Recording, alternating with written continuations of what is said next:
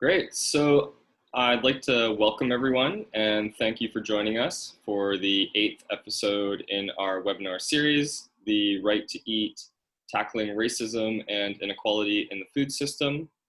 My name is Colin Dring. I'm a PhD candidate in the Faculty of Land and Food Systems in the Integrated Studies in Land and Food Systems program. As we begin, I would like to acknowledge that UBC's Vancouver campus is situated on the traditional, ancestral, and unceded territories of the Musqueam people. Each of you are joining us today from a variety of places near and far. And I'd also like to acknowledge the traditional caretakers of those lands. And I would encourage everyone to take a moment and situate yourself in place. On whose territories do you currently reside? How are you accountable to the people of those lands? If you don't know whose territories you're on, we'd encourage you to begin that learning journey by doing some research to find out. One way that you can do this is by going to https://nativeland.ca. I've included it in the chat for folks to click on and explore at your leisure. So today is our 8th installment of our webinar series, Building Resilient Food Systems During COVID-19 and Beyond. The series is brought to you by the Center for Sustainable Food Systems, the BC Food Web, and the Faculty of Land and Food Systems. The Center for Sustainable Food Systems at UBC Farm is a teaching and research center, as well as a local to global food hub working towards a more sustainable, food secure future. Their mission is to innovate from field to fork to achieve resilient, thriving, and socially just food systems for all. BC Food Web is a web portal project which aims to increase access and connection to current research and other resource materials. In addition, it aims to encourage innovation between farmers and researchers for future project collaborations. Finally, the Faculty of Land and Food Systems is a world leader in research and teaching about a sustainable and healthy food supply. Today's webinar topic is The Right to Eat, Tackling Racism and Inequality in the Food System. Today we have Jolene Andrew, Paul Taylor, and Christina Lee, who will discuss their work and their own perspectives on the racial inequalities that exist in our food system and the systemic changes required to ensure just, sovereign, and reliable food access for all. We have invited panelists who will express their own views and opinions based on expertise and lived experience. And we note while these are not necessarily the views of the Center for Sustainable Food Systems or UBC, we strive to create dialogue with diverse perspectives. Some housekeeping for folks. How the webinar will proceed is after each panelist gives a brief presentation, we will then move on to the Q&A portion of the webinar. So if you have any questions for the panelists, please navigate to the Q&A tab at the bottom of your Zoom control panel and share them with us. You are also welcome to upvote other questions by clicking on the thumbs up icon. So if you look to the bottom of your screen, you'll see a Q&A button there. If you'd like the opportunity to chat with other attendees, feel free to open the UBC Farms Facebook page where we are streaming on Facebook and function or chat there. Lastly, we would also like to acknowledge that these unprecedented times mean we all have new working conditions. So please bear with us and our speakers if there are any unexpected distractions or interruptions. That being said, I'd like to introduce, first up we have Christina Lee. Christina Lee is the project manager for transformation projects and food programs with Kwa Foundation and a two and a half generation Cantonese settler living on unceded territories, including the lands of the 3 title holding nations, the Musqueam, Squamish, and Tsleil-Waututh peoples. She has a wide-ranging portfolio of work, including program building, public engagement, community-based research, and policy analysis. Welcome, Christina. Hi, everyone. Let me just share my screen. I'm trying something new today, and hopefully bear with me that it works. Working with the PowerPoint subtitling function, which is a live captioning program that's built into PowerPoint. And so generally those are okay, and so I hope that it doesn't attribute any weird phrasing to me, but we'll give it a go. All right, before I begin, I want to recognize that our work takes place on the traditional, ancestral, unceded, and occupied Indigenous territories and lands, including those belonging to the 3 title-holding nations, the Musqueam, Squamish, and Tsleil-Waututh. This land was never relinquished by these nations to Canada or British Columbia through treaty or other means. It's sovereign and unsurrendered. And as we take part in land acknowledgements, I think it's really important to think about how that looks like embodied in our actual work. And so for Hua Foundation, and particularly in this space of talking about food security, we have to really acknowledge the ways in which the colonial state has enacted, and we as racialized settlers have contributed to violence upon the food systems and traditions of the people whose lands we're on. For myself, as a member of the Cantonese diaspora, it's been important for me to learn about the histories of cooperation and solidarity between Chinese settlers and local nations, but also to come to the space with humility in recognizing the ways that members of my own community still actively benefit from and contribute to anti-Black and anti-Indigenous racism, and to actively push back upon these things in the day-to-day work that we do. And so that means having those really tough conversations with our family, friends, and our community to really work towards our goals of anti-racism. And so I want to start off with a little bit of background. If you've seen a Hua Foundation talk before, you might have heard some of this, and it might be more of a refresher for you. But a lot of the work that we are involved with in food security is through these histories and legacies of policy intervention. And so one of the examples in which we see how racism is embodied in policy interventions is that historically, a lot of the time, they were actually built to exclude various folks, whether marginalized for various reasons, for race, ethnicity, class, disability. But now the legacy of that is that while it's perhaps not explicitly stated these forms of exclusion, policies are often not built with marginalized folks in mind. And the example that we talk a lot about is around Chinese settlers and the produce market. As a lot of Chinese settlers arrived on these lands, they were excluded from many trades and industries, the quote-unquote official professions. And because of this, many of them took to farming. There are really great histories of solidarity and collaboration with local nations, particularly with farms on the lands of the Musqueam. And it got to the point that in the 1920s, Chinese settlers grew and distributed 90% of the produce that was sold in what's now known as the Lower Mainland region. So there was a really complete dominance of this market by Chinese market gardeners. But feeling threatened by this dominance, a lot of white farmers came together to lobby and create a marketing board, as well as the 1927 Produce Marketing Act, as well as various other policies that basically put controls on pricing and vending and licensing to really reduce the impact that Chinese farmers could have on the market. Because of this, the Chinese produce growers and the entire food system went underground, and the legacy of which being that even to this day, it continues to be unregulated by official bodies and runs completely parallel to the mainstream food system.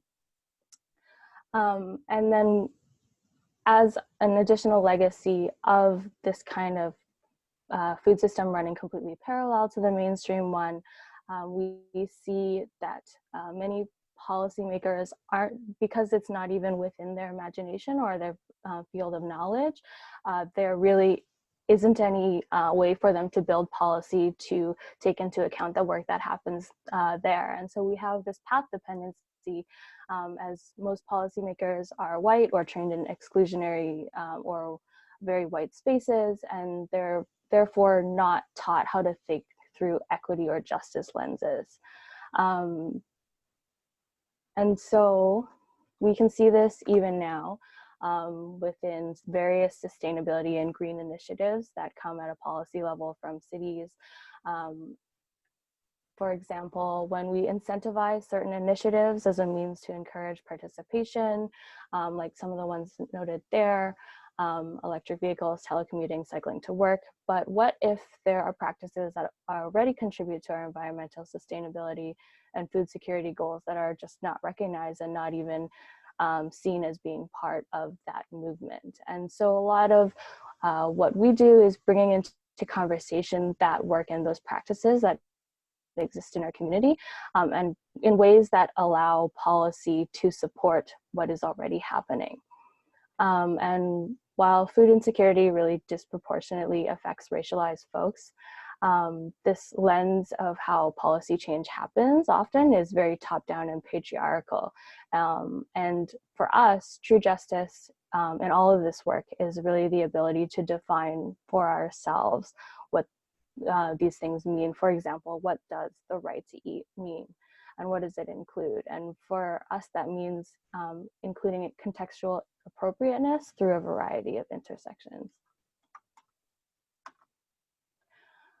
And so when people are faced with systems that either exclude them or don't fit their realities, often what happens is turning into their own networks and their own knowledge and self-determination in building whatever is missing from the actual systems that exist.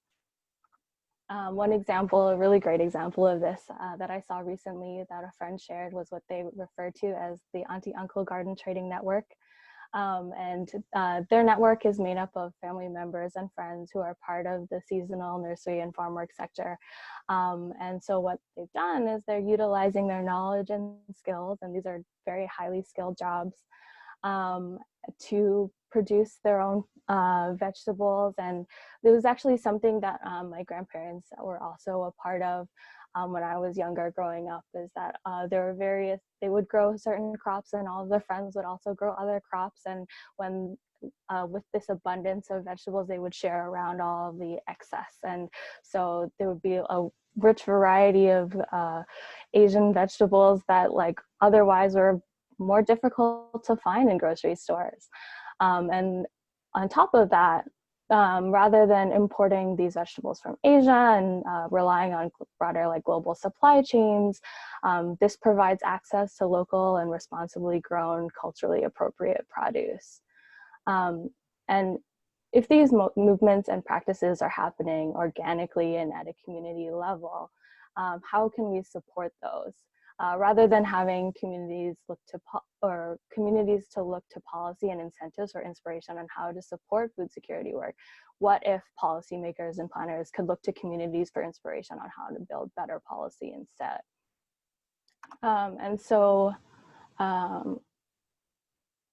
What else, or what could supportive structures look like? For Hua Foundation, we steward a handful of different programs from a wide range of interaction with different parts of our community.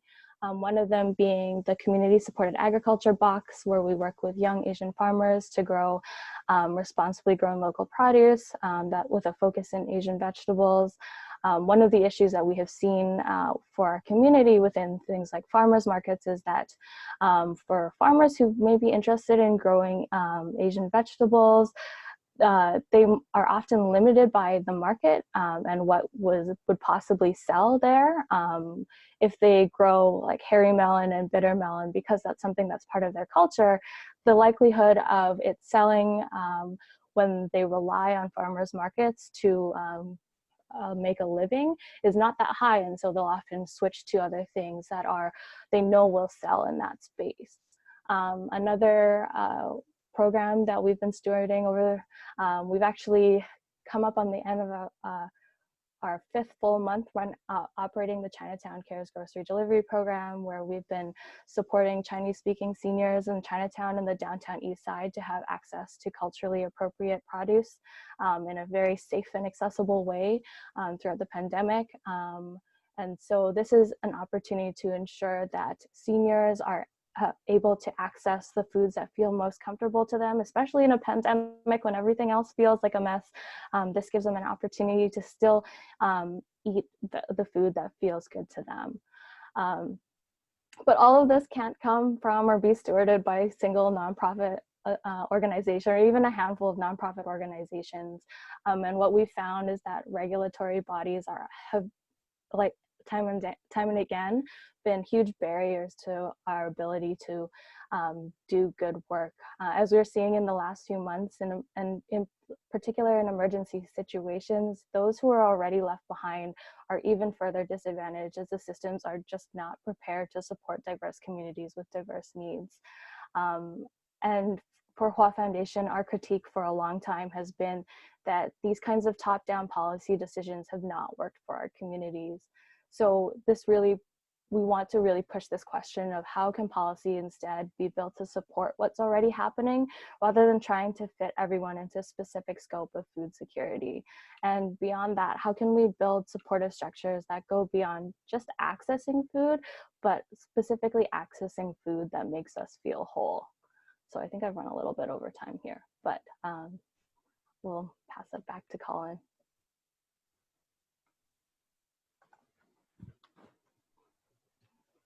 It is difficult to thank you when I am on mute. So again, thank you, Christina, for sharing your perspective on the Hua Foundation and some of the issues that are coming up in the the Asian diasporic communities. We really appreciate hearing it. I'm sure there's a lot of great questions that are going to be directed your way. Just a reminder to folks that there is the Q&A button at the bottom, so that is the space where you can insert your questions. Next up, it's my pleasure to introduce Jolene Andrew, who is raised in Witset in her Gitxsan Wit'suwet'en Heritage, living in unceded Coast Salish territories. She has worked in nonprofits developing Indigenous lead initiatives for 18 years, from canoe and cultural development to organizational strategic planning to building decolonial approaches to Indigenous community engagement and community development. She centers her practice on land-based leading, where she engages with systems to build harmonious practices towards socio-ecological balance. With grassroots approaches to building community, she looks at how Indigenous cultures intersect with new system design to implementation, driven by community involvement. She presented her land-based leadership work at the United Nations Commission on the Status of Women in 2018, and is involved in an energy-focused asset-based community development project with 5 remote communities in Northern Canada, acting as Indigenous Leadership Advisor to the Coady International Institute, a community development leader around the world, and the Pembina Institute, leader in transition to clean energy. So join me in welcoming Jolene. Thank you. I didn't think you were going to read the whole thing. Thank you so much for that nice, thorough introduction. I appreciate it, though. Yeah, that's me. I'm also Luxiliu, so in our custom, we do always acknowledge the territory we're on, because we might be related to people there. And when you do the acknowledgement, it's really important that, you know, we don't just do it to acknowledge that we're not on our own territory. We do it because it's relationship building, and it's me saying, this is who my parents are. I am Luxiliu, I'm Small Frog. I come from Gitxsan, the House of Many Eyes. In case there are elders here in this place that know my family, know where I come from, and understand that relationship. So that's a deeper part to acknowledgement that I just want to put out there for people to be open to. And right now I'm actually in Squamish. I'm in down Paradise Valley at a family camp. So I'm glad I get to join. Yeah, and thank you for inviting me. And I look forward to hearing some questions and hearing all the other panelists. And from a very young age, growing up in my village, it was very evident that we were very poor, very hungry a lot of the time, which was hard to understand why, because we had our food systems all around us. And even though we had lots of access to our fish, and we had vast food systems with large game, you know, there was the interference of colonialism and residential schools that really interfered with our ability to be on the land. But then there's the conservation efforts and the systems that really destroyed our rights to even access those places. One of the things I like to present usually, and I'm not going to do a full slideshow today or anything like that, is if Jessica could put up the slide, there's a picture of a fish weir that was in my grandpa's village. My grandpa's Gitxsan, so he grew up in Hegelget, and this picture is a really good demonstration. See how big he is, that little person standing behind that fish weir. So oh yeah, that's better. In 1959, so this is just a sample. So we actually had a giant ladder that bridged from land to this rock that was in the middle of our river.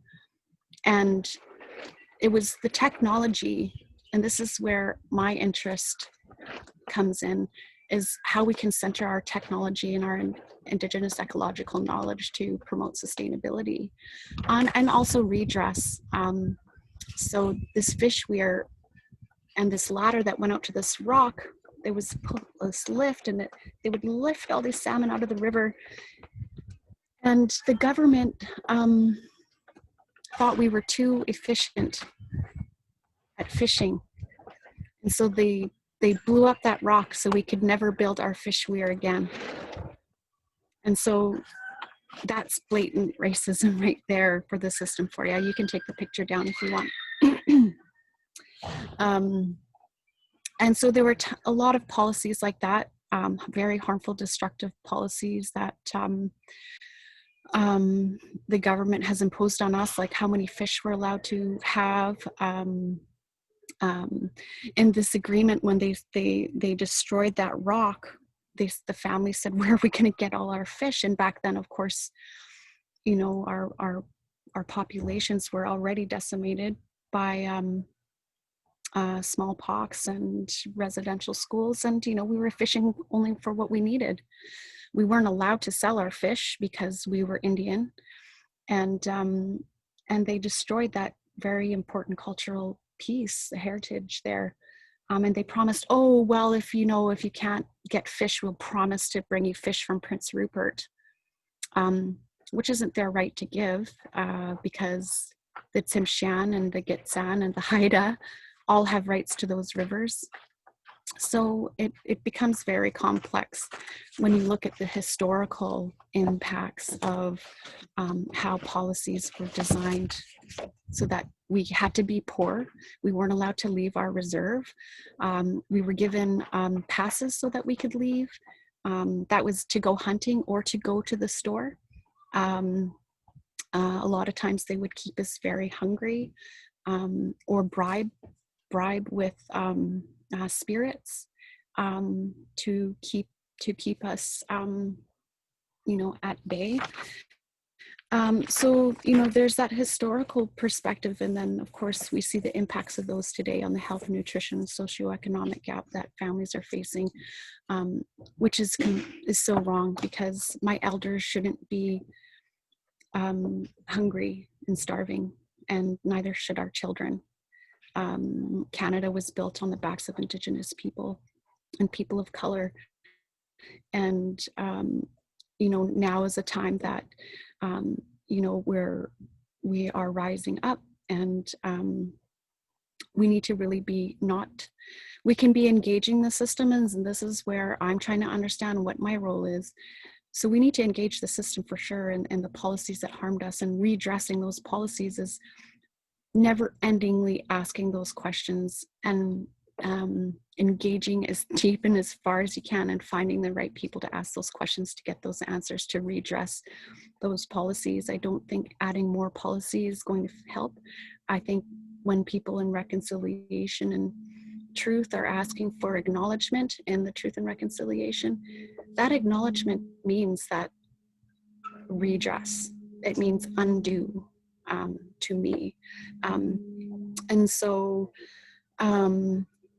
looking further down at the questions, when you're looking at that government engagement, how do we approach the DFO and say, I did a presentation last fall with them, 3 huge departments together, and most of them were very humbled, and I was like, did you ever think to go and ask the elders about their knowledge of the salmon and the rivers on the areas where you go? Do you ever think of asking them, what they know about how we can be better conserving these areas? Most of the time, no, which is really disappointing. So we are at a crux in, I think, history where it is no longer the provincial governments or the federal governments that need to be inviting us to the table. It really needs to be the Indigenous leadership that needs to be asking them to sit down and listen. And I think that's the main thing for me, is that there's a lot of work being done to build, like what I'm doing just now in my first week as the Just Transition Coordinator with a working group on Indigenous food sovereignty, is to build regenerative and tribal economies. Dawn Morrison is really amazing. She's got an intercultural interface framework that will help really drive these questions together, really drive these contentions together, and really face where is it that we're stuck, and we need to get through it, and we're running out of time. We really need to just be driving a new economy of gifting Indigenous food, trade, and sharing systems. And that's what I'm hopeful about. Am I done early? I can keep talking. Yeah. Please do. Yeah, thank you. Anything else you want to share with us, Jolene? Well, I mean, there were so many questions, yeah, relationship building is hard. And when I go home now, farmers are pitted against us, and how do we do that? How do we build beautiful, young, intelligent minds that are here listening? They're the ones that are going to be driving this work. So hands up to Christina and everybody that's joining today.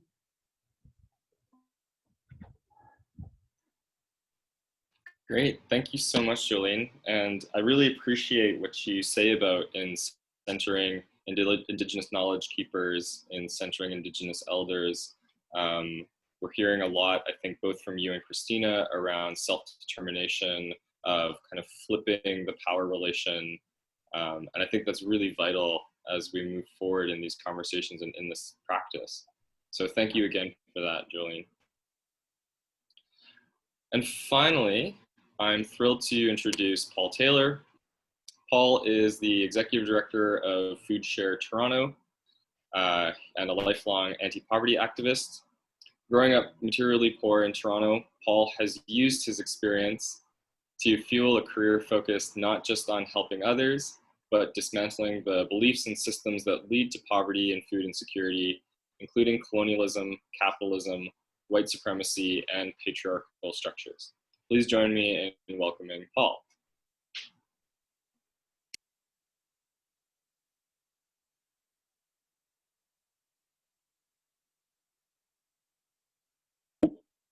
Unmute. I am now unmuted. I just said, can we add a couple minutes to mine? I just said, I love being on webinars like this because I learned so much from the previous speakers. So I really appreciate Jolene and Christina. Thank you for sharing your work and your passion. So really appreciate the opportunity to learn from you. Before I start, I want to acknowledge that I'm presently on the traditional territory of the Wendat, the Haudenosaunee, the Anishinaabeg, and the Mississaugas of the Credit. And it's really also important to me to acknowledge those that aren't Indigenous or settlers. I think in a lot of spaces that I'm in, people acknowledge Indigenous folks and they acknowledge settlers. But I think it's really important for me and all of us to acknowledge folks like myself that live on these traditional Indigenous territories as a result of forced migration. And when I reflect on this, quite often, sometimes I realize that in a lot of ways, our struggles, while distinct, are also quite linked, as they're examples of the destruction caused by white supremacy and what I call its best friend, extractive capitalism. So the industrial food system, as many of us know, is built on capitalism. It's built on colonialism, everything from the theft of land to the destruction of traditional foodways that we've learned about, to the ongoing genocide of indigenous people, and of course, the transatlantic slave trade. What we see, of course, is the intergenerational impacts of these legacies serve as pipelines to the current disproportionate representation of Black and Indigenous peoples in poverty and food insecurity statistics I'm going to talk about a little bit later. The same white supremacy that wreaked havoc so long ago remains alive and vibrant today. And I've been thinking about this a lot in the context of the pandemic, because I think the pandemic shines a bright spotlight on its existence. More people are seeing white supremacy, they're talking about it, and some even trying to understand how to dismantle it. So I'm going to tell you how it shows up, how I see it. It's been a really interesting journey. I go back to the start of the pandemic. Every morning I go on these walks. I tell everybody about my walks. They're pretty illuminating for me, and I do all of my thinking on these walks. And on these daily walks, at the beginning, like I said, at the beginning of the pandemic, I was shocked to see people on transit. I was scratching my head. I knew how dangerous it was. I was doing everything I could to avoid people on my walks. And I just kept thinking that these are folks that have to say goodbye to their children every day, children who also know how dangerous it is right now. And what I noticed is that the folks on the bus were Black and brown women. So what we've done is we've pushed low-wage Black and brown women working in the food system to the front lines of the economy during this pandemic. You know, these are folks working in grocery stores, delivery drivers, processing plant workers, and of course the janitorial staff required to sanitize all of our essential services. So not only do we force these low-wage workers, again, predominantly women, Black and brown women, to expose themselves to significant risk during the pandemic, but we're also forcing them, more often than not, to go to workplaces that often don't allow for physical distancing, aren't providing enough PPE, and when they do get sick, there's not an adequate amount of paid sick days so that these folks can stay home. I think I've been asking myself, you know, and I encourage us all to ask ourselves how different it would be if these jobs were predominantly occupied by white men. How would our response to all of this be different? Here's another way I think white supremacy and racism shows up in our food system. You know, we love in this country to celebrate local produce, but we certainly don't celebrate the migrant agricultural workers who are working to harvest our produce. You know, I never hear kids singing about Black and brown migrant agricultural workers the way I hear them singing about old MacDonald and his farm. You know, it's the racist policies. It's the racist policies that govern migrant agricultural workers that shackle them to one employer. You know, and then again, they're routinely forced to live in close quarters, again, making it hard for them to physically distance. They don't enjoy the same labor protections and mobility rights as other people in this country, and are often forced to go without enough PPE. I think what this pandemic is doing is really highlighting something that goes unsaid far too often. And it's that if you're Black or brown and working in the industrial food system, you are far from essential. You might say so in the news, there might be some feel-good stories about essential workers, but the truth is that these workers are treated as if they're disposable. The racism in our food system not only affects Black and brown workers, it plays a significant factor in who has food to eat and who doesn't. I spend a lot of time reflecting on the connections between racism and the food system, and I think we just need to start at looking at who's most food insecure. I work at an organization called Food Share Toronto. We partnered with a research institution called Proof out of the University of Toronto to actually look. We started this analysis, and we thought, let's look at the interconnections of food insecurity and Black folks in this country. And by the end of it, it changed to looking at the intersections of food insecurity and anti-Black racism. Here's what the data revealed. Black people in this country are 3.5 times more likely to be food insecure than white folks. We looked at things like, we were boggled by this and tried to understand what was happening. So we looked at things like home ownership that we typically understand. If someone owns a home, they're less likely to be food insecure. Not true. And I think this data pointed this out really importantly because there hadn't actually been this kind of data specific to the Black community that had been analyzed in this country. So what we found is actually Black homeowners 14.3% of Black homeowners experience food insecurity, which is almost equivalent to the 14.5% of white renters that experience food insecurity. We looked at household composition. So similarly to home ownership, if it's a single parent household, they're more likely to be food insecure. Well, it didn't matter if a Black household was a lone parent household or a dual parent household, the risk remained significantly higher. We looked at immigration status. It didn't matter if a Black person was born in Canada or born abroad, the risk remained consistently high. One of the other things that we looked at, there's a bunch of things we looked at, so I'm gonna try and just tease out one other. I think seniors, you know, a lot of folks in the food movement have really been advocating for a basic income, and beyond the food movement or so-called food movement have advocated for a basic income because in this country, we actually have the mechanism of a basic income already, and it's for seniors. As soon as someone becomes retirement age, they can access their retirement income, old age security, the guaranteed income supplement, things like CPP. So we actually see food insecurity levels decrease significantly for seniors. So that was the kind of conversation that was being had. And I realized this research flipped that on its head because actually the same didn't hold true for Black seniors.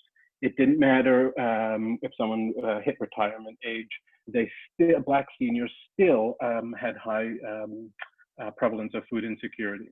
So I really think that to truly tackle the issue of food insecurity, we have to collectively acknowledge that systems of oppression like colonialism, patriarchy, white supremacy, and racism have so much more impact on who gets to eat than how many onions or carrots that we grow in our community gardens, or how many leftover tins of cranberry sauce are donated to the food bank. Challenging racism, and in particular anti-Black racism, is critical to getting at the root of food injustices in this country. We can't have a more just, sustainable, and equitable food system by ignoring anti-Black racism. And I'm going to end with a bit of a story, and just in case you're not convinced that racism has a significant impact on who eats, I'm going to talk a little bit about my experience, and actually the experience of many folks that look like me when we go to grocery stores, very unlike, I think, lots and lots of white folks. Last year, one of my colleagues and I went to a grocery store after work. We both needed to pick up ingredients to make some dinner. We separated, you know, I went to the one section, he went to another section. I was watched at every turn by cashiers, people stocking shelves, and someone that I imagine was in management. When I asked if there was a bathroom, the first thing I was told was that I wasn't permitted to bring any items that I hadn't paid for into the bathroom with me.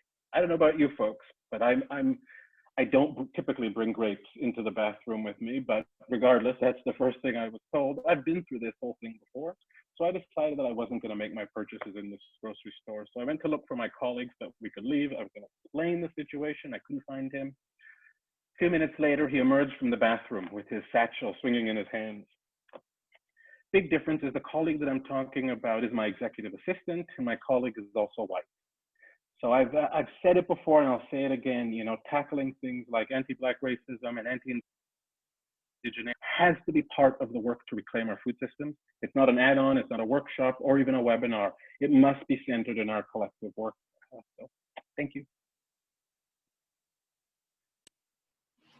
Thank you so much for that story, Sean. Thank you so much for sharing that story, Paul. There, I managed to swing the sentence together. I think this is a really compelling piece of research that you folks are pursuing. Just as a quick follow-up, were you folks, with your work with Proof, were you starting to identify what some of the root causes is, like what some of those racializing processes were that were leading to? Yeah, absolutely. There was just one of them. And it's being racialized as Black and systemic anti-Black racism in every single one of our institutions. We even looked at social assistance. And one of the things we noticed was that actually in this country, white folks actually receive more on social assistance than Black folks do, which sounds pretty odd because social assistance, you know, you punch in some numbers and equations, something pops out. But actually, we realized that the social assistance calculations also included disability income. So that led us to believe that white folks in this country are more likely to be approved for disability and to receive more income. So there's no other factor other than being racialized as Black, or actually more appropriately, anti-Black racism. Great, thank you so much for that. We're gonna move now into our Q&A session. So I'm going to start throwing questions at the panelists, the questions that get upvoted. For folks who are still on the webinar, do feel free to jump into the Q&A. You're welcome to add your own questions. You're welcome to upvote the questions that are in there. The first one our panelists have touched on a little bit. I think participants are looking for some expansion on what is the role of different levels of government in tackling food insecurity? And is the role different and how for racialized communities? So Paul, I've got you unmuted, and I feel like this is a good segue off of the subject matter that you just raised. Do you want to tackle this first? Sure. Get off their hands. Politicians need to get off their hands, sitting on their hands. You know, I'm sick and tired of seeing these photos of our politicians sorting tins at food banks. Put down the tins. Like, let's talk about sorting policy. And I think when it comes to racialized communities, a lot of the kind of conversation about food insecurity in this country is based on aggregate data. So I think one of the key things that needs to happen is a commitment to the collection of disaggregated race-based data and using it as a tool to gauge efficacy of our intervention. I think that's one of the things. I could go on, but maybe if we have a little bit more time later. Christina, Jolene, thoughts? I can jump in really quickly.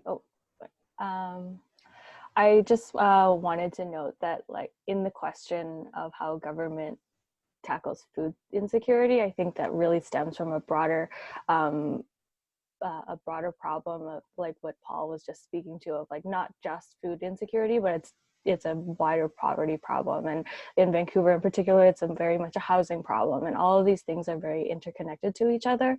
And so folks' ability to access food is really dependent on all of these other factors that are making it much more difficult where there's, like, lacking regulation with, like, the housing market, making rental and affordability of, like, housing very difficult, on top of low wages. Vancouver is known across the country for being relatively low wages across, like, uncomparable industries.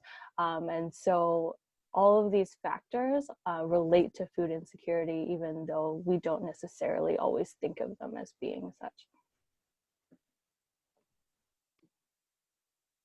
Thanks, Christina. Yeah, it's a really good question. It's probably the question, right?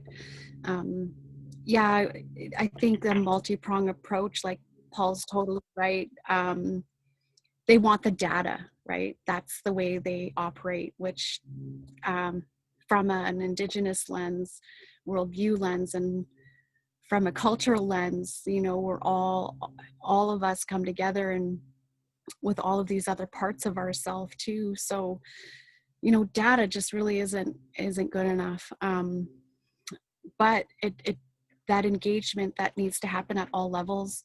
You know, I was talking with Don about this yesterday. We're just really tired of it being at the surface level, where it's like Paul said, you're sitting on your hands, you're taking workshops. I'm not here to present anymore about how you can decolonize your practices. And so if you want to address food insecurity in the public health system, you really need to look at also for everybody is the Indigenous food sovereignty, because once our system fails, you know, we're trying to mitigate climate change so that our systems doesn't fail. We want to build resilient systems, and we need to be in harmony with the Indigenous food system and our clean waterways. Those are all interconnected.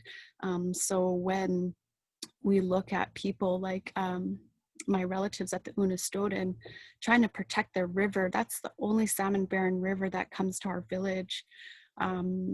You know, those are interrelated. So, and we see a lot of pushback, not only from the narrative of the government, but how they are drawing in supporters to put us and proposition us, you know, without really working with us.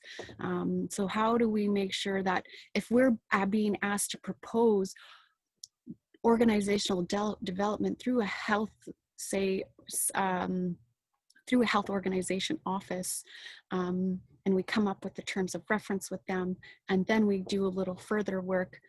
Really, it's not about what we can propose to them and promise them that what we're going to do. How do we give back that accountability in design, from concept to design to implementation? That accountability needs to be built in so that they're not just going to be getting some sort of organizational recommendations. You know, we've made lots of recommendations and we're not being listened to.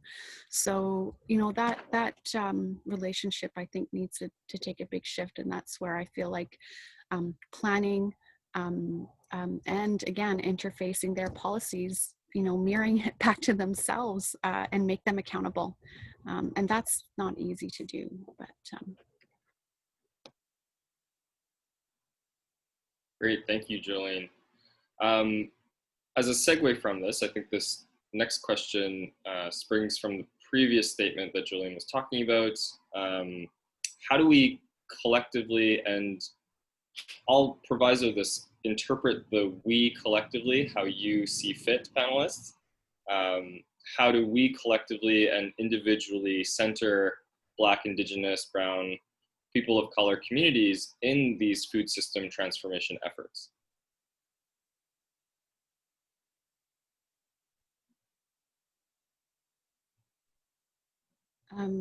Maybe I could start just because I have an example right off at the top of my head that we're working on right now with the Working Group on Indigenous Food Sovereignty and the Indigenous Food and Freedom School. So that work is happening in East Vancouver, so it's very urban. There is also a rural part of the project which is happening in Secwepemc territory, but in the urban center it's so diverse, and we obviously want to respect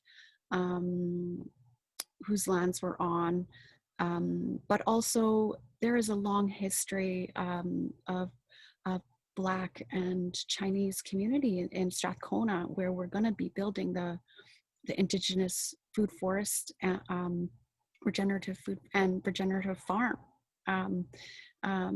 And one of the ways is that we're of course centering women leaders from the nations, first of all, elders, but also, can you guys still hear me okay?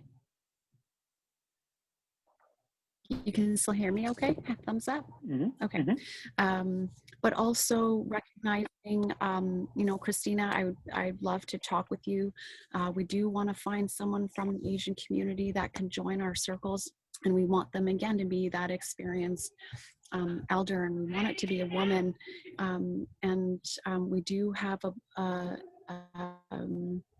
a Black woman who's older, who's been in the community a long time, who we want again to be on this matriarch circle, so that we are centering those voices. And for me, it's you know, we're not asking permission. We just need to get the work done. Like Paul said, we're getting off our hands. We just got to do it now. We just need to do it. Yeah.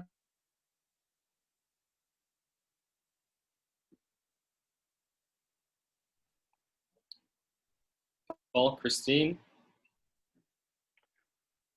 I can jump in with a few thoughts. I think one of the things I reflect on is that we actually don't see.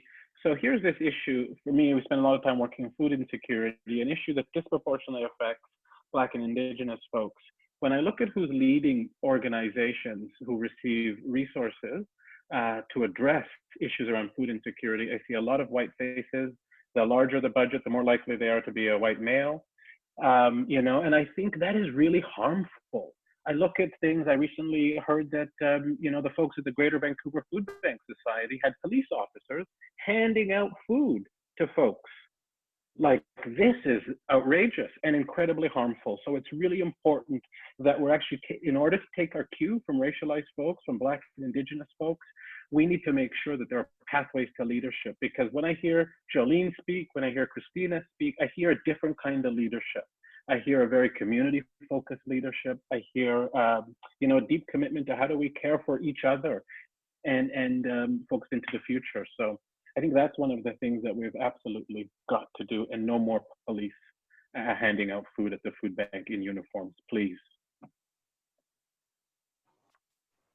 Yeah, I think to build off of that as well is in just like in the most material way possible to give funds to the service organizations that are doing the right work already.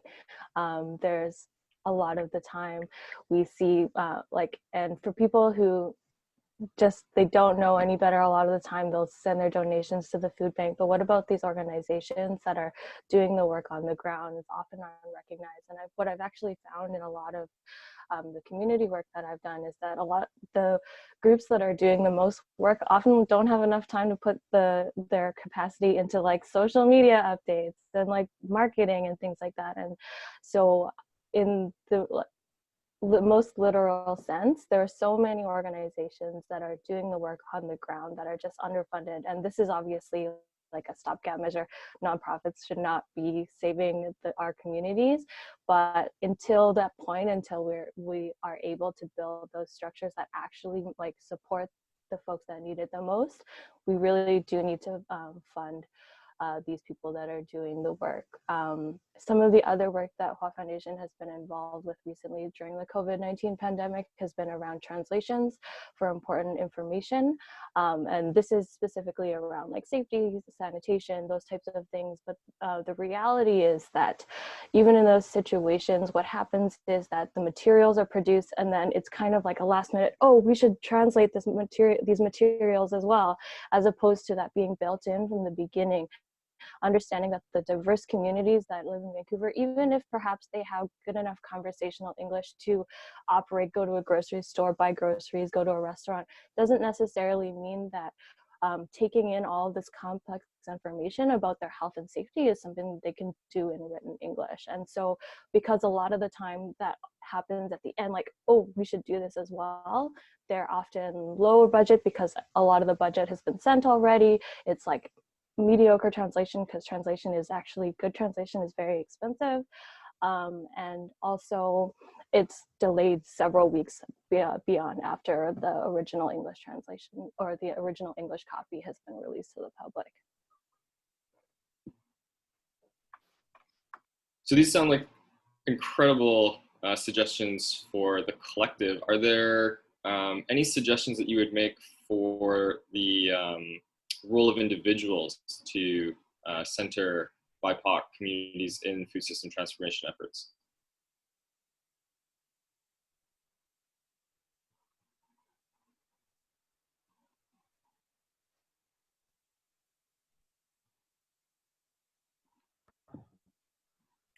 Hi. Well, of course, great allyship and leadership definitely relies on relentlessly trying to center those voices, which isn't, you know, it hasn't been easy, but the infrastructure's there. The hard work needs to be done to capacity build. Of course, one thing for us as Indigenous people, we know there's not enough of us that have this high capacity to face this work. But really, that's really not true. When you come from a community development approach, every person has this very specific role to play in Indigenous cultures and cultures all around the world. Every person plays a very important role in the work, and it doesn't matter if you're an addict, it doesn't matter if you're a single mother, to be inclusive and creating unity and interest and keep inviting and building those relationships and building capacity to share the workload together, because that's one of the things that we're finding now is that there's so few of us trying to do so much, but you know, that shared leadership of taking on the work together is definitely going to lighten the load and help us to stop glorifying how busy we can get with all our causes. So I just want to encourage, you know, show up and help. A lot of times I'll ask individuals that want to show up and learn about our Indigenous culture and our Indigenous approaches. Just sit back and do a lot of listening and try and pick up some of the workload, listen and learn a lot before asking a lot of you wanted there to learn, and you like it a lot, but just, you know, listen a lot, show up, help with some of the heavy lifting. Great, thanks, Jolene. Anything Paul or Christina you want to add? Sure, I can. I think one of the defaults for individuals who get concerned about these sorts of issues is to donate to charitable organizations. I love what Christina said about charitable organizations, so I'm not going to repeat that.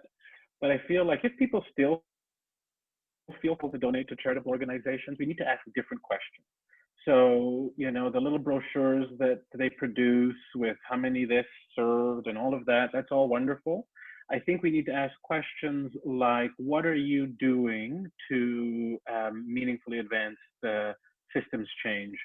How much are you paying your lowest wage worker? Who has benefits? How much, what a ratio between the highest paid worker and the lowest paid worker? I think those are the sorts of questions, because nonprofits are not, you know, they're not, I don't know the word, but nonprofits still promote great income inequality and precarious employment. So I think if we want to create organizations and institutions that center the experiences of BIPOC folks, we need to make sure that BIPOC folks can eat and access medicine and all of the things that they need, so that we can engage in the types of conversations that will help propel things forward. Great, thank you, Paul. Christina, do you want anything? I guess just to add on that as well, as like similarly to support the people that are doing good work, but also food systems transformation, I think also includes supporting like Black-owned restaurants, Indigenous-owned restaurants, restaurants owned by other people of color. And so those are all parts of the food system that like contribute to healthy communities. And so by going to an independent restaurant that's like Black-owned or Indigenous-owned, owned by a person of color, that puts money in their pockets as well, so that they can continue to do the things that they love, or if they don't love it so much, but they continue to be able to make a living and to be able to thrive and survive within this like capitalist system. Yeah, that's so true. When our women are doing good, their families and communities are doing good. Yeah, we definitely need to be paid what we deserve. Thank you, Christina and Paul and Colin. Oh, it's my pleasure. I get to ask the questions and see where it goes. We're going to switch gears a little bit to get into some more generative, I think, work here. And in particular, you know, as for myself, I'm someone of Chinese descent. I'm of mixed heritage. What advice would you folks give to Black, Indigenous, Brown, people of color folks who are in food systems work and are experiencing their own internalized racism or their own overt racism, forms of microaggression?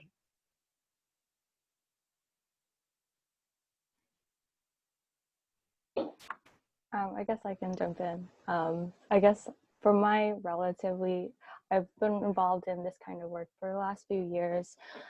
Still pretty young, but one of the things that I think has really helped is to be frankly ready for disappointment, and to pace yourself and to surround yourself with people that understand what you're going through and to be able to commiserate with, because this is it's as much as the work is fulfilling and important, it can be really, it's a long uphill battle, and it can be really easy to burn out if you're not careful and you're not surrounded by people that care about you.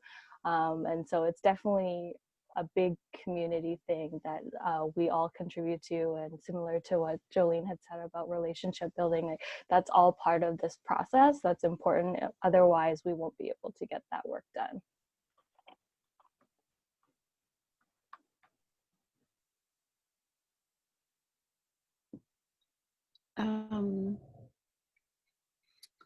Yeah, that's a really tough question. I'm a body focusing therapist, but with an Indigenous approach. So my conflict resolution skills are always like heightened when you can feel, you know, there's something that needs to be addressed. You know, that personal development is really important, I think, for being able to face those things, what they call in the North, you know, be cool about it.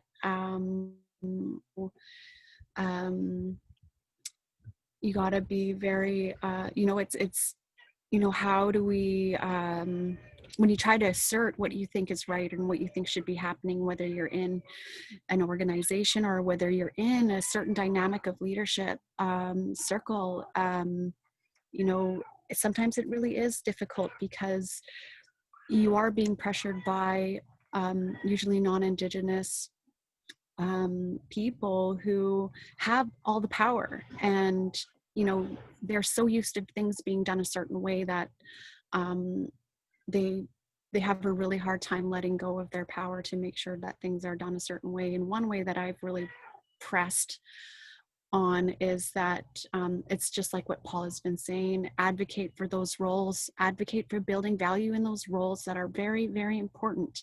We need to value those roles that, you know, we rely on in community. And the only way we build value in those roles is not only by paying them more, but also making sure that it's not falling all on them, that they have support, hiring more people, and making sure that, again, with that healthy communication, naming it when you see it, you know, having a proper, a good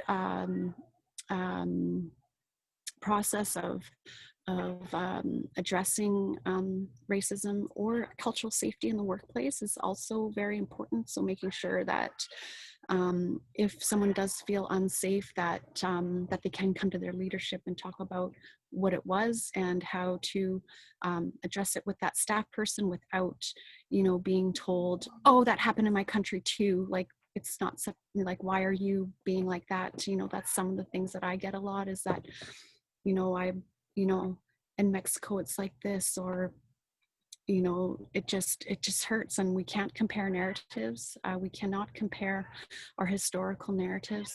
Paul was very eloquent when he said that, you know, like, we can be respectful and we can be in harmony about, you know, how we say it. But one of the important things to do right when you see harm is to name it. And if you can get a really good practice in about how you name something, you know, even if we have to be curious and gentle, so someone who might be obviously fragile, it just, you know, it's hard to navigate, but you know, just talk to others about it too, like what we're doing here.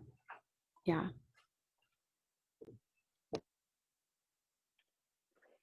And I would say, you know, early on, figure out your email block works, how to block someone from emailing you. White fragility is awful.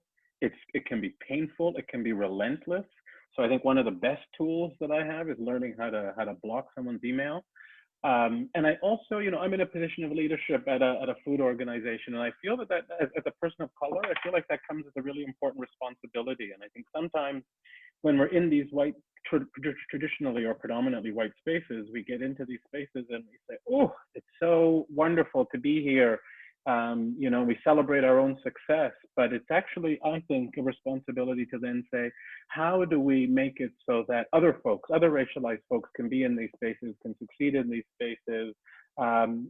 And I think building community for me has been key, you know, connecting with other racialized leaders when I have to deal with white fragility or other nonsense, that I can just kind of feel that support from. And one last thing I'll say is, one thing that I've learned, you know, as things begin to change and as we see more BIPOC folks occupying spaces in this work, when we go to gatherings, one of the things I've learned is not to sit together, because my natural inclination is to sit next to, you know, a bunch of the BIPOC folks in the room. I feel safer in that space. But, you know, it becomes easier for folks in positions of power to dismiss us. But if we're spread out across, I shouldn't tell this to everybody, but anyway, it's too late. If we're spread out across the room and then one person says, hey, hey, hey, I don't like that that's happening, and someone on the other part of the room, and we all, you know, it's a different type of thing, and it's much easier, I think, to halt some of the trajectory that goes with white supremacy. But still,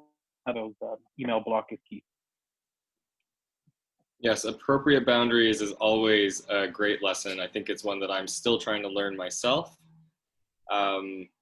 One of our attendees submitted a question in an interview they watched recently with Noam Chomsky.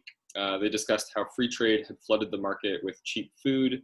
This forced farmers to go big or get out, displacing millions of farmers of color. How do we then design laws to regenerate landscapes and benefit farmers of color?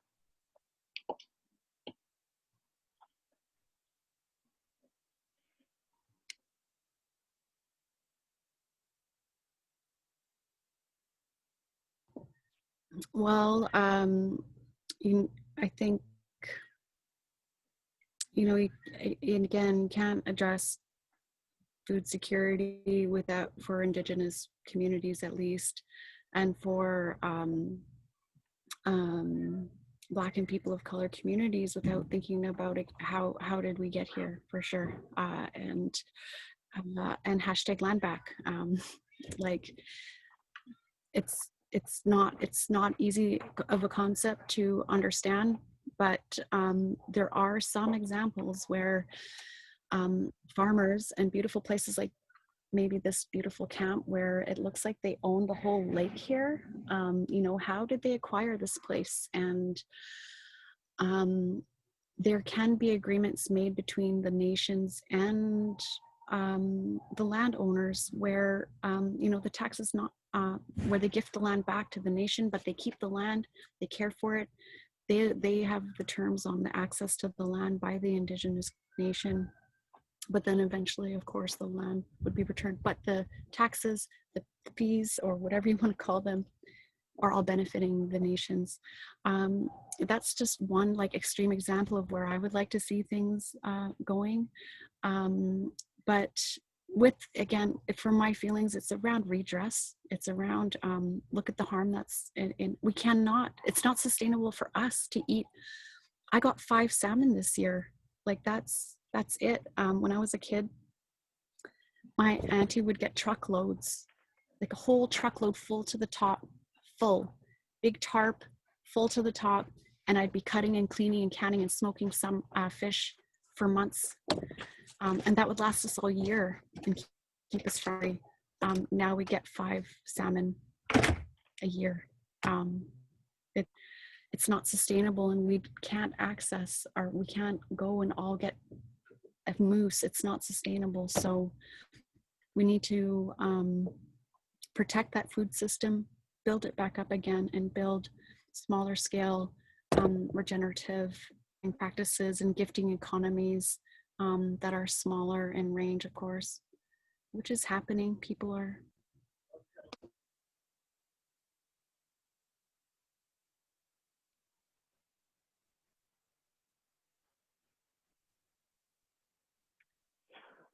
I think a lot of this is down to, of course, you know, political decisions, you know, and I think about the conversation around defunding the police. And I'm tired of begging white politicians to introduce policies that harm Black folks, Indigenous folks, racialized folks less. So I think fundamentally we've got to shift who our politicians are. Christina, wink, wink, nudge, nudge. If you're ever interested, I'm happy to go knocking on doors and make my way to Vancouver. But I think, you know, I live in a province where, you know, when the last provincial election happened, the premier introduced his cabinet, and there were more people named Lisa in his cabinet than there were people of color. So I think there needs to be like fundamental change to how people, how we support racialized people to be able to access positions of power. Yeah, to make those types of decisions that we know are going to benefit folks in the way that they should.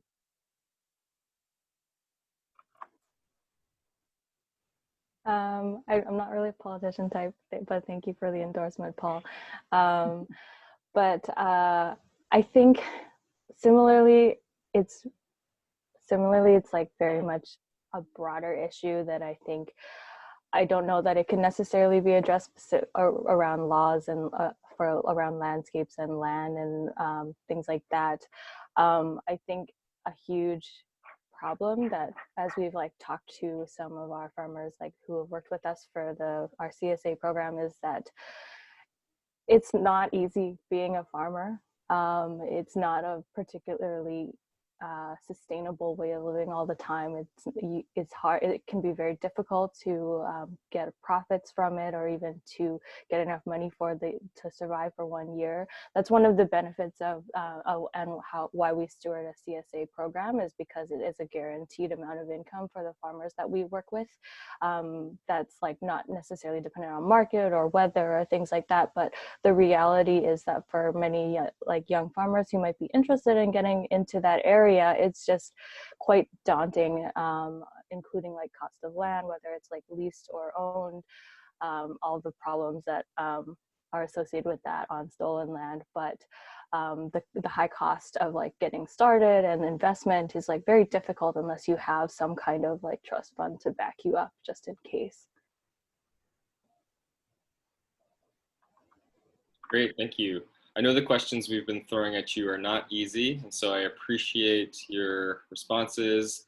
We've got a couple more questions. The first one is, thinking about your own experience, what achievements have there been in attaining a more equitable food system? Are there lessons learned from these achievements that work towards larger goals?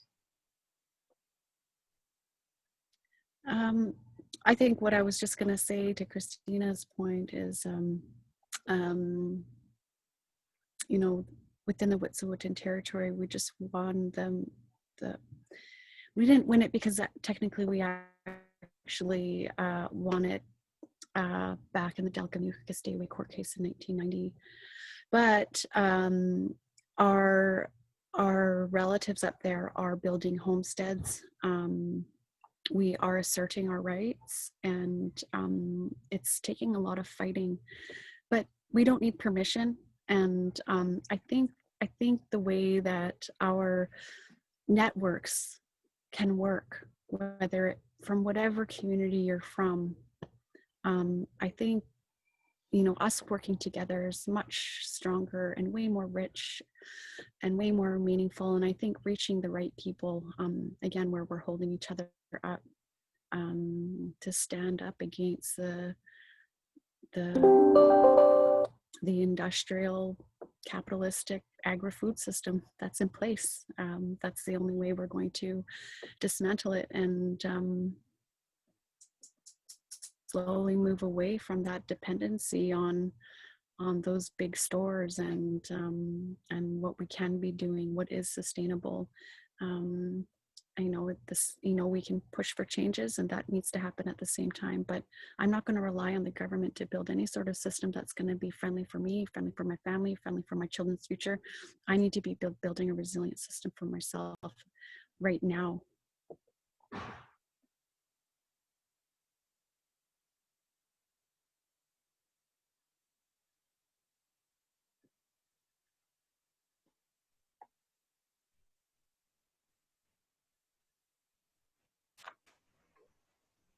I think that some of the things that I've seen over the last few months has been really encouraging around conversations about dignity when it comes to food access. I think that's a conversation that is like not new necessarily, but like newer to being as mainstream, particularly as we see things like free food fridges that have appeared across like Canada and the US during this pandemic, and really bringing up that discussion about people's right to food just generally, and what it means to be able to make decisions, and also to be respectful of folks who need food based on whatever situation that they're in. That's something that's really encouraging to see, and I'm excited to see where the conversation on that goes in the next little while. I was just listening to a podcast the other day about the free food fridges in San Francisco, and like really pushing for privacy around like access to free food and things like that. And especially as the Greater Vancouver Food Bank has really pushed for things like applying to participate and like requiring ID and things like that. That was something that was a little bit frustrating for us to hear when that first came out. And so to see that conversation around it really starting to pop up in more mainstream channels is really exciting to see as well. And I would say that, you know, one of the things I was disappointed when I think back to the early 1980s, when I was very small, but when I think back to the early 1980s, I think we reframed kind of this conversation around poverty in this country into hunger, which allowed for folks to think that the solution was food. It's when we saw the proliferation of food banks. And then we had food banks driving around with trucks that said, you know, ending hunger in communities. So really reinforcing a false narrative that charity was solving food insecurity. So what I'm enthused about is more of a conversation about income and income's role on people's access to, and actually seeing community-based food organizations being involved in advocating for income-based interventions. And I think right now, really see food-based organizations engage in a conversation around CERB or a continued basic income. You know, I think that's really, really important.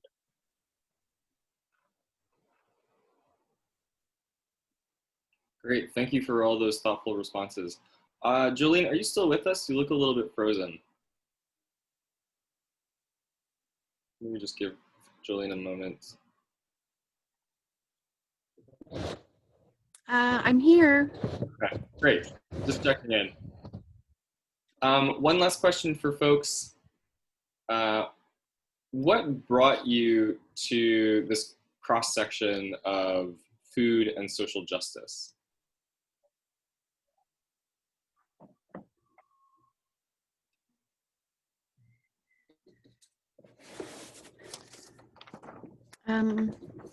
I think for me, you know, like my identity is not separate from the land, which is not separate from our food and our culture and our water.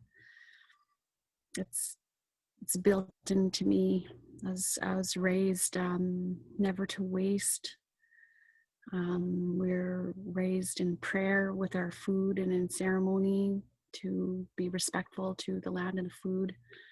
You know, that's just, I'm very, very privileged, very lucky that I have that ingrained for me from a very, very young age, that food is ceremony and food is life. And one thing I'll share too, and like in how deep the cultural significance and identity goes in our connection to food.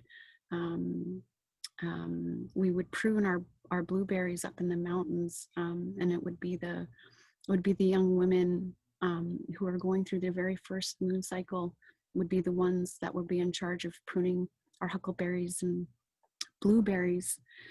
And the reason why they would do that is because their power was so strong and their fertility and connection to the earth so strong that it would contribute to the fertility and growth of the blueberries. And to me, that makes so much sense on a cellular level, because we actually are made of the food. My auntie used to say to me, Neithlan, and say, look, and what are you made of? She would say. And so I always say that in my gardens with the kids. Look, where do you come from? So that's who we are.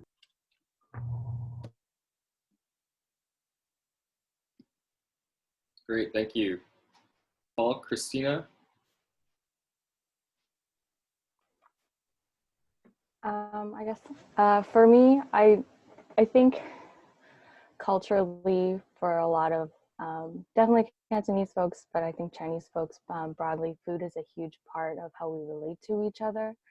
One of like some of the things that we joke about sometimes is that like our families don't say that they love us, they just bring us a pile of fruit that's cut up on a plate. And so I think that that value that we placed in food and connection, always from like the time that I was young, it made me, it has really informed for me the value that food brings, not only in terms of like literal nourishment, but also for like ourselves as we're nurtured through not only the food itself, but the practices and rituals similar to Jolene of that surround our food, whether it's the way that we gather as people, or the way that we gather our food and our personal connections to the actual like ingredients or flavors or things like that. And so to be able to really push for those types of things and see how much that also like improves people's health, not just in like the literal senses, but like mental health and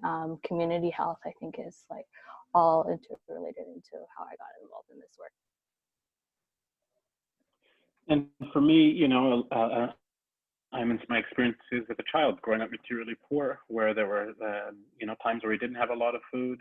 And I actually really remember the contrast between when there wasn't food and kind of the stress, the tension in the household, and when there was food, and how joyous and celebratory it was, and eating together. And I've always felt that everyone deserves to have that kind of experience. And I also think food is a really interesting indicator and connects to social justice. It is social justice, because I think, you know, when we think about things like housing, transit, childcare, so many of those other costs that are fixed, that people have to pay their rent, whatever it is, it's food that they end up compromising. So I think when we look at data around food insecurity or people's experiences of food insecurity, it has to connect to broader social justice issues, because it's also about access to affordable housing. It's also about access to affordable medication, access, you know, and transit and the like. So I think it's so fundamentally connected. Yeah, thank you all for sharing your thoughts on food and its connection to social justice. It's definitely a systemic and integrated area. As we start to wrap up, are there any final thoughts, words of wisdom that you would like to share with our group before we wrap for the day?